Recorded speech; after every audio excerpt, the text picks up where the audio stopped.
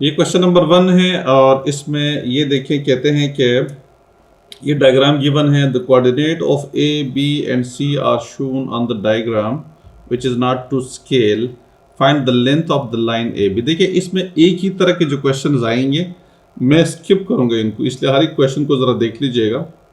अब आगे इस तरह के क्वेश्चन अगर आते हैं तो मैं वो करवाऊंगा नहीं, वो हम उसको स्किप करेंगे, ठीक है। एक दफ़ा उसको ज़रा समझ लीजिए क्योंकि टाइम कम है हमारे पास और टॉपिक्स बहुत सारे भी रहते हैं, वो सारे कवर करने हैं। तो ये देखिए ए पॉइंट ए गिवन है, इसके कोऑर्डिनेट्स 1 एंड 3 है। ये उसका जो एक्स कोऑर्डिनेट है 1 और 3 उसका वाई कोऑर्डिनेट है। इस तरह से बी के एक्स कोऑर्डिनेट 3 है, वाई कोऑर्डिनेट 0 है। सी का जो एक्स कोऑर्डिनेट है वो 9 है और जो वाई कोऑर्डिनेट है वो 7 है।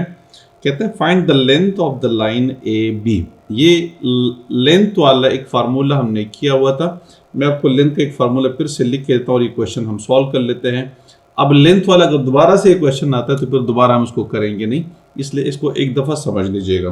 मैं आपको जो लेंथ का फार्मूला है अगेन मैं लिख लेता हूँ। मिसाल के तौर पे मेरे पास लेंथ ऑफ ए बी है, तो जब ए बी मैं निकालूंगा, ए बी फार्मूला होगा x2 minus x1 whole square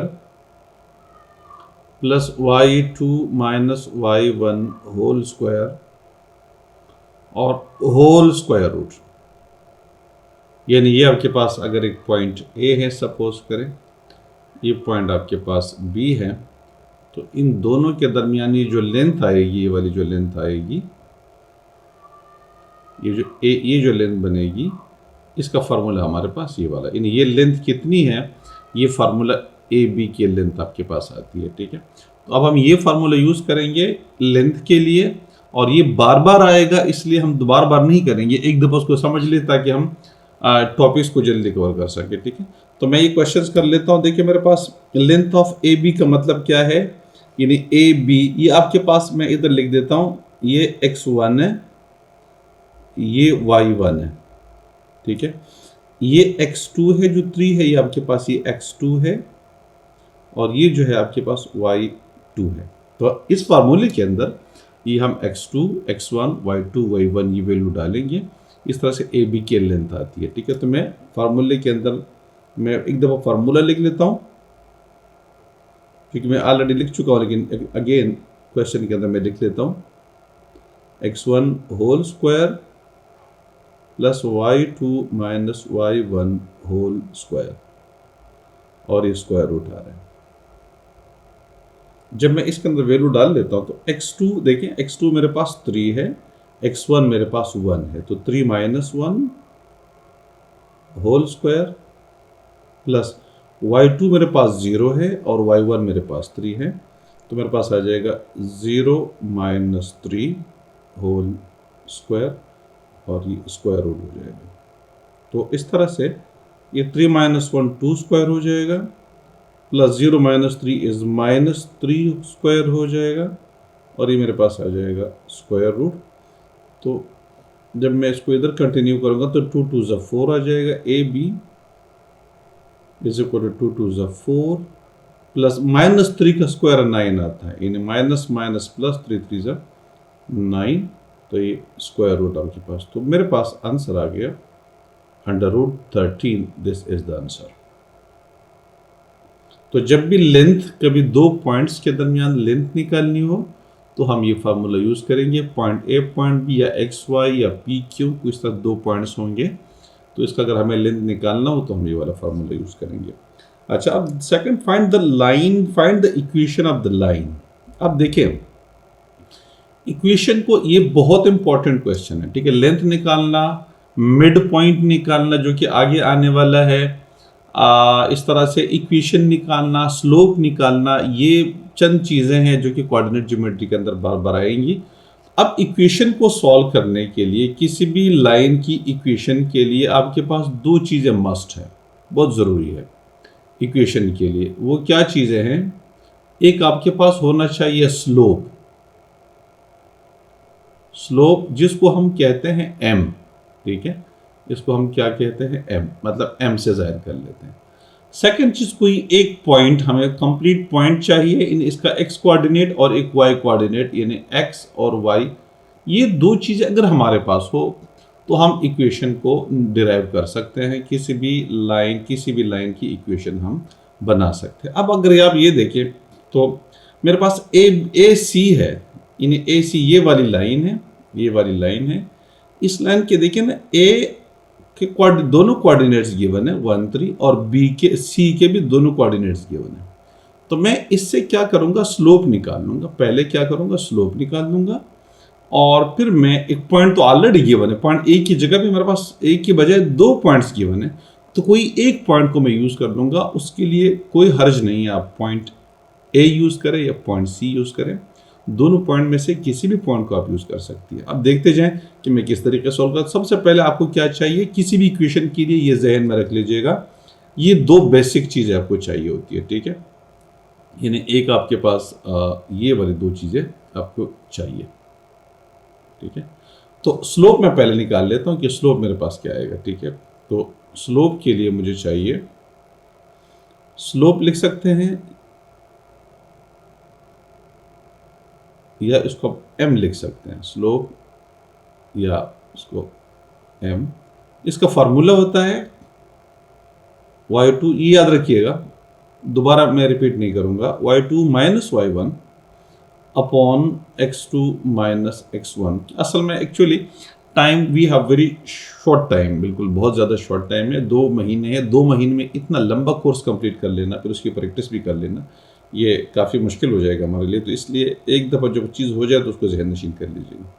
अब y2 minus 1 upon x2 minus x1। अब इस पॉइंट्स के अंदर अगर आप ले लें तो ये आपके पास, अब मैं इस पॉइंट्स के लिए मैं इन दोनों पॉइंट्स के लिए मैं ले रहा हूँ, तो ये x1 ये y1 है, और इस पॉइंट का आप उसको ले लीजिएगा, ये x2 ले लीजिएगा, ये y2 ले लीजिएगा, ठीक है। तो ये x2 ये y2 ये x1, चूंकि हम ये अब इन 2 पॉइंट्स को हम कंसिडर करें, ये लाइन हमारे पास ये वाली है, इसकी लेंथ निकालनी है, तो इन दोनों पॉइंट्स को हमने कंसिडर करना है। तो इन दोनों पॉइंट्स में ये x1 ये y1 ये x2 ये y2, तो y2 माइनस y1 का मतलब क्या है, 7 माइनस 3 अपॉन 9 माइनस 1 हो जाएगा, ठीक है। क्योंकि ये y2 मेरे पास है 7, तो 7 माइनस 3 अपॉन 9 माइनस 1, क्योंकि x की वैल्यू 9 है, ये देखिए x2 की वैल्यू 9 है और x1 की वैल्यू 1 है, तो 9 माइनस 1, और y2 की वैल्यू 7 है, y1 की वैल्यू 3, तो 7 माइनस 3 अपॉन 9 माइनस 1। इस तरह से मेरे पास जो स्लोप आएगा इसका वो ये आ जाएगा 4 upon 8 in we got 1 upon 2। अब स्लोप मेरे पास आ गया।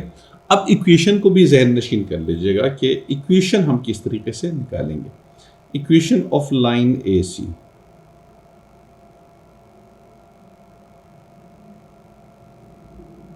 Equation of A C, line A C मतलब ए सी मीन लाइन, तो फॉर्मूला होता है y2 या y माइनस y1 कर दीजिएगा, y2 लिखने की यहाँ पे जरूरत नहीं है। एक y जो हमारे पास सिंपल y आएगा, this is part of the equation आपके पास आ जाएगा।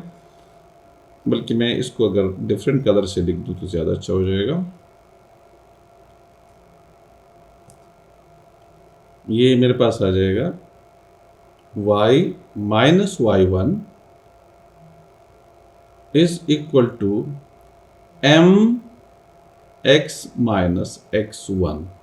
ये y1 और x1 जो आपको नजर आ रहा है, ये वाला और ये वाला, ये वो पॉइंट है जो कि हम कंसिडर कर रहे हैं। कोई एक पॉइंट, जैसे मैंने पहले आपसे कहा कि हमें एक पॉइंट चाहिए होगा, यानी में यहाँ पे ये जो दिया हुआ एक पॉइंट हमें चाहिए होगा, तो ये वो x1 और y1 वो उसके कोऑर्डिनेट्स है, पॉइंट 1 के कोऑर्डिनेट्स हैं, जबकि y और x part of the equation है, और ये m आपके पास, जैसे हमारे पास 1/2 आ चुका है, तो इस तरीके से हम कर लेते हैं। तो अब हमारे पास इसको हम जब करेंगे तो वैल्यूज लगा देते हैं। y part of the equation minus y1 मेरे पास, अब कौन सा जो पॉइंट आप लेना चाहें मर्जी आपकी, आंसर सेम आएगा। आप y1 ले लें या y2 ले लें, पॉइंट a ले लें, पॉइंट c ले लें, मैं पॉइंट a ले लेता हूं, ठीक है। तो 4 माइनस 1 हमारे पास आ जाएगा, सॉरी y माइनस, अब x1 की y1 की वैल्यू क्या है 3 है, तो y माइनस 3 हो जाएगा, इज इक्वल टू m की वैल्यू देखिए यहाँ पे गिवन है, ये m की वैल्यू मेरे पास आ रही है, यहाँ पे ये m की वैल्यू है, तो m की वैल्यू लगाइए 1/2, और x जो कि पार्ट ऑफ द इक्वेशन है माइनस x1, x1 मेरे पास आई एम श्योर 1 है, ये आप देख लीजिएगा, ये x1 ये जो पॉइंट हमने लिया हुआ है तो ये 1 है, तो x की वैल्यू 1 है और y की वैल्यू 3 है, तो मैंने दोनों पॉइंट्स लगा दिए। अब आप इसको सॉल्व करेंगे तो आपके पास ये इक्वेशन आ जाएगी, y माइनस 3 बल्कि 2 को इधर शिफ्ट कीजिएगा, ये 2 इधर डिवाइड हो रहा है, इधर आके मल्टीप्लाई हो जाएगा, is equal to x minus 1 आ जाएगा। ठीक है, फर्दर मैं इसको इधर कंटिन्यू कर रहा हूँ, तो ये 2y हो जाएगा, 2y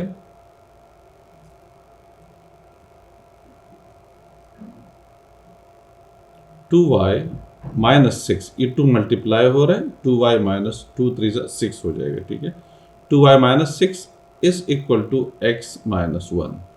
तो अब इसको x को इधर लिख रहे हैं या y को उधर ले जाएं, कोई एक ही चीज़ है, तो ये 2y प्लस x है, इधर आके माइनस x हो जाएगा, इज इक्वल टू माइनस 1, और ये प्लस माइनस 6 इधर आके प्लस 6 हो जाएगा, तो ये 2y minus x is equal to 5। ये आपके पास इक्वेशन है, या इवन अगर आप उसको इस x को पॉजिटिव करना चाह रहे हैं, वैसे इक्वेशन ये आ गई है, इसमें कोई प्रॉब्लम नहीं है। हाँ, अगर आप चाहें कि x को पॉजिटिव रखें तो दोनों साइड पर नेगेटिव से मल्टीप्लाई करें, अदरवाइज कोई ज़रूरत ही नहीं है उसकी, मतलब एक्स्ट्रा काम की कोई ज़रूरत नहीं है। तो आपके पास ये जो है ये इक्वेशन आ गई। तो अब आपने इस क्वेश्चन के अंदर दो चीज़ें कि डिस्टेंस, दो पॉइंट्स के दरमियान, जैसे पॉइंट ए और पॉइंट बी के दरमियान ये जो डिस्टेंस है, ये वाला जो डिस्टेंस है, ये वाला, ये हम कैसे निकालते हैं, ये वाला फार्मूला हमने यूज़ किया उसके लिए। ठीक है, फिर कोई लाइन गिवन है और उस कहते हैं लाइन सेगमेंट गिवन है, और वो कहते हैं कि आप इस लाइन सेगमेंट के लिए इक्वेशन निकाल दें। तो उसके लिए आपको मैंने पहले बताया, दो चीज़ें, किसी भी इक्वेशन को डिराइव करने के लिए या इक्वेशन को बनाने के लिए आपको दो चीज़ें चाहिए, स्लोप चाहिए। स्लोप के लिए फार्मूला ये वाला फार्मूला है, स्लोप के लिए अगेन आप उसको, ये मैं, ये नहीं, ये वाला फार्मूला आ जाएगा, ये फार्मूला है स्लोप का,